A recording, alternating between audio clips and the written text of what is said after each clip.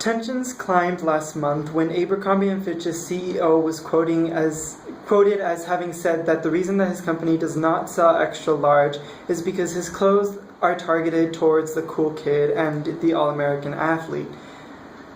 When I first heard about this, my thought was, well, hey, the guy has a right to target whatever audience he wants. You don't see people boycotting Lane Bryant because they only sell plus sizes. I really didn't see what the big deal was.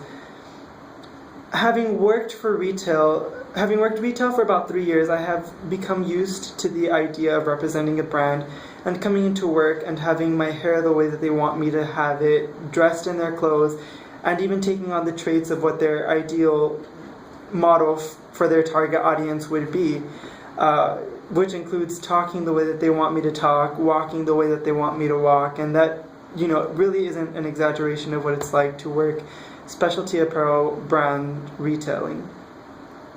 I did not give much thought into the fact that I was being molded into what the company wants me to be, and many people out there, including myself, for whatever reasons, aren't able to live up to the expectations that the company has for us. And I have to say that it was in researching the subject of retail marketing that I found that retail giants such as Abercrombie & Fitch are partially responsible for the negative self-perception in our youth. In an article from the Journal of Consumer Affairs, it is mentioned that marketers are not being held to the ethical standards that they should be, especially in retail.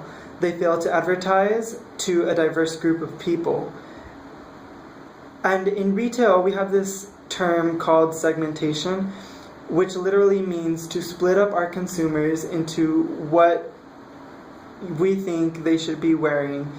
And so, there are these preconceived notions of the specific look that every person should have, and having marketing in that manner is not conducive to a diverse society.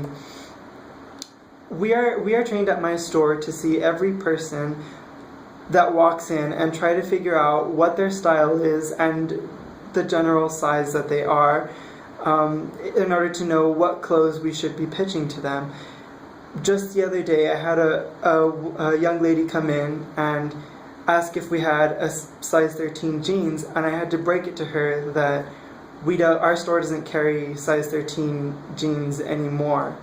And she walked out of the store with an embarrassed face, and I honestly did not know what to tell her. The articles I read also had a tendency to narrow their research towards young women, because young women are being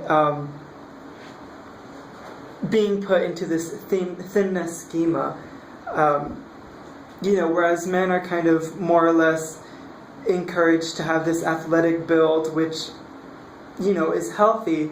Women have this thinness schema that really has not been healthy.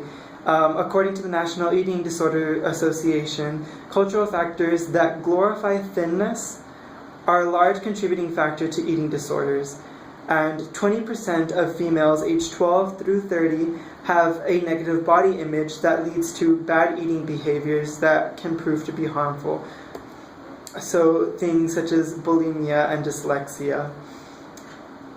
I hope that this information will help motivate you to take action by making our youth aware of unrealistic body images that are being put out there by retailers.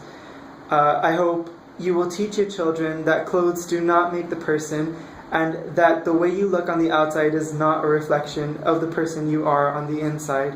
On the contrary, present yourself in the light that you feel you are most confident in, and do not give in to societal pressures to stay thin.